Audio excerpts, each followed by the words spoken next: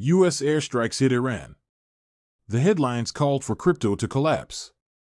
The doom predictions flooded social media. People were calling for XRP to drop below $1 before market close. Then XRP went green, not down, green.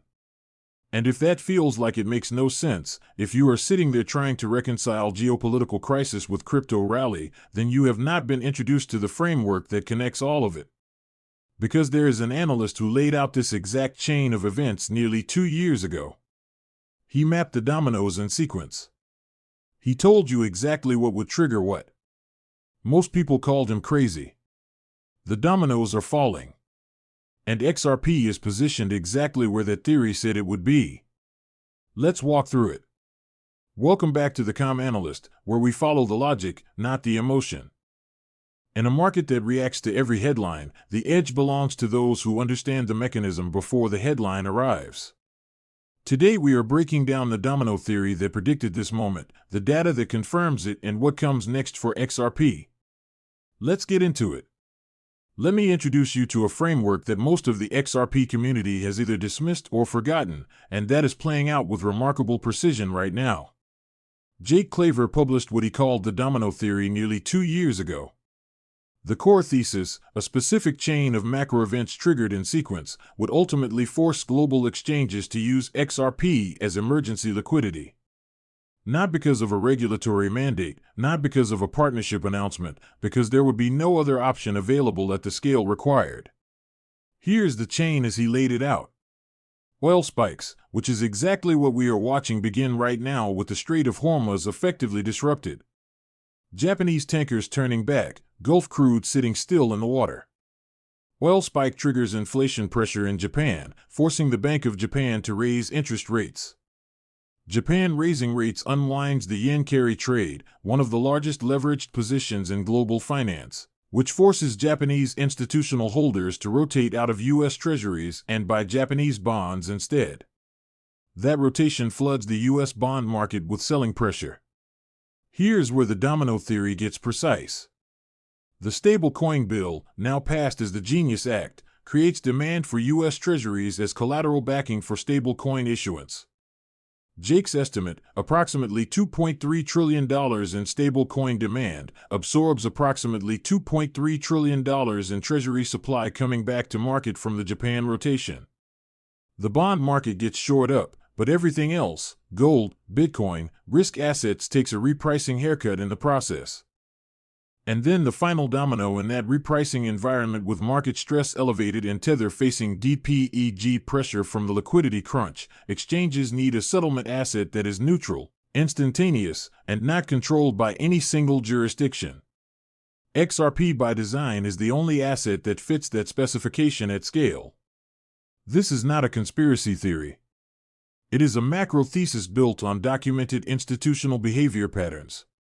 Published 2 years before the Strait of Hormuz was in the news. The timeline was imperfect. The thesis was not. Let me show you the numbers that make the domino theory structurally coherent. Not as speculation but as arithmetic. The yen carry trade is one of the largest leverage positions in global finance. Estimates place the total outstanding carry trade at several $1 trillion. Borrowed at near zero Japanese interest rates deployed into higher-yielding assets globally. When the Bank of Japan raises rates, which it has already begun doing, that position unwinds. Institutional holders have to sell the assets they bought with borrowed yen and buy yen to repay the loans. U.S. treasuries, which are a primary destination for carry trade capital, come back to market in volume. The stablecoin market globally represents approximately $2.3 trillion in estimated demand for collateral assets, primarily U.S. treasuries, under the Genius Act framework. Jake Claver's observation, the estimated treasury supply coming back to market from the Japan unwind and the estimated stablecoin demand for treasuries are approximately equivalent. The plumbing of the Genius Act was intentionally or not sized to absorb the treasury flood. Now, here is the XRP-specific arithmetic. The global foreign exchange market turns over $7.5 trillion per day. Global cross-border payments move $150 trillion annually. The repo market, which Ripple's conditional bank charter now positions it to serve, processes approximately $2 trillion in transactions daily. These are the markets XRP's architecture was built to bridge. And here is the supply data that makes the timing significant. Jake Claver estimated that fewer than 100 million XRP remain on OTC desks and dark pools available for large institutional acquisition below market. When OTC supply depletes, institutions that need XRP for operational purposes, exchange settlement, ODL corridors, bridge currency flows must buy on the open market. That shift from OTC to market purchases is what produces the kind of price movement that looks sudden to retail, but was structurally inevitable to anyone tracking the supply. The math is not a moonboy fantasy. It is inventory accounting applied to a fixed supply asset that is being absorbed by institutional demand faster than most retail investors realize. The supply is running out. The demand chain is being triggered. That combination is not a prediction. Here's what the institutional signal looks like from the outside and why it confirms the domino thesis rather than contradicting it. Brad Garlinghouse said it directly this week. The door to a deal on the Clarity Act is wide open. The banks just need to act in good faith and walk through it. That is not a frustrated statement from someone watching legislation die. That is a statement from someone who knows the outcome is already determined and is waiting for the other side to stop performing resistance for their own internal political reasons. The stablecoin yield fight, banks blocking yield on stablecoins to prevent deposit flight, is the last line of defense for a banking system that knows it is being disintermediated. When that fight resolves, and it will resolve because the political cost of blocking it is now higher than the cost of accepting it, the regulatory gates open simultaneously for stablecoin yield, market structure, and institutional crypto deployment. South Korea is generating 33% of global XRP trading volume. Not Bitcoin, not Ethereum, XRP. One country representing 1/3 of all global XRP volume is demonstrating a level of conviction in this asset that the U.S. financial media is almost entirely ignoring.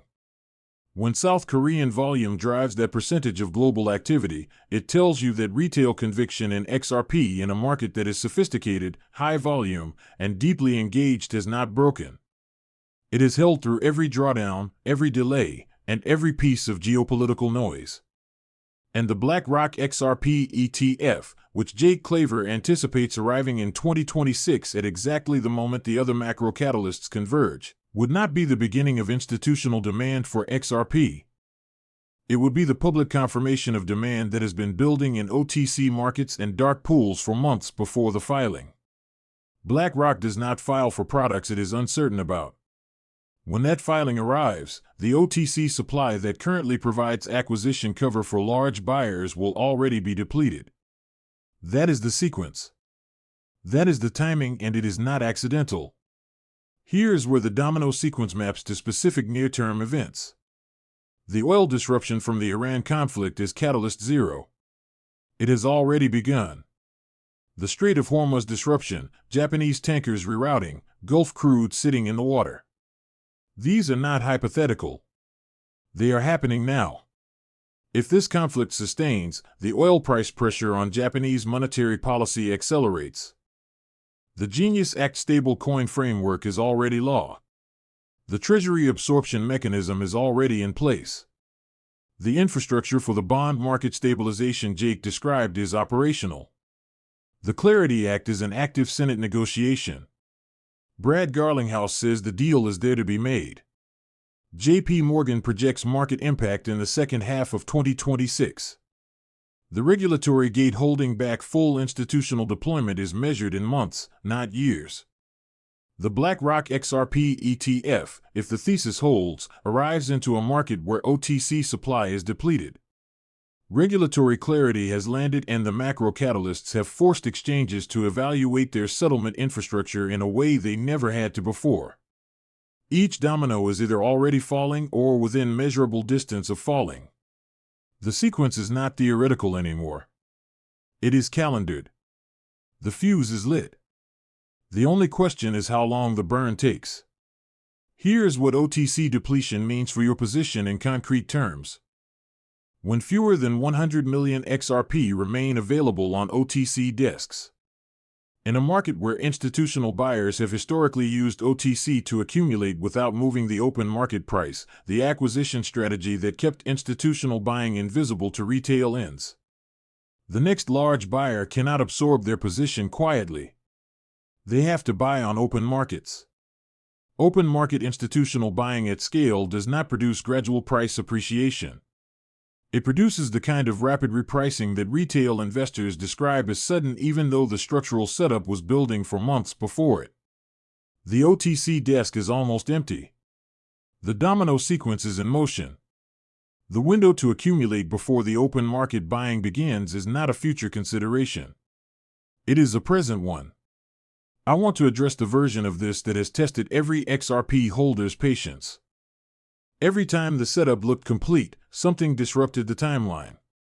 Every time the chart looked ready, a macro event pushed the price back down. Every delay felt like evidence that the thesis was wrong rather than evidence that the thesis was early. Here is the analytical distinction that matters. Wrong and early are not the same thing. A thesis that is structurally correct but early is still correct. The domino theory sequence, oil, Japan, treasuries, stablecoin absorption, risk asset repricing, XRP as emergency liquidity has not been invalidated by the delays. The delays were always part of the macro timeline, not evidence against it. The Iran conflict just accelerated domino zero. Everything that follows from that is now on a shorter timeline than it was 48 hours ago. Being early felt like being wrong, right up until the dominoes started falling. Here is the thesis in one clean statement. The domino theory laid out the sequence nearly 2 years ago. Oil shock, Japan rate hike, treasury unwind, stablecoin absorption, risk asset repricing, XRP as the neutral global settlement currency when exchanges need liquidity no other asset can provide at scale. The first domino, the oil disruption, is falling right now. The infrastructure for every subsequent domino is already in place. The OTC supply is nearly depleted. The BlackRock ETF is on the horizon. The crowd called it crazy 2 years ago. The structure is proving otherwise. Drop dominoes in the comments if you made it to the end. Stay patient. Stay rational. We don't wait for the future. We plan for it. I'm the calm analyst.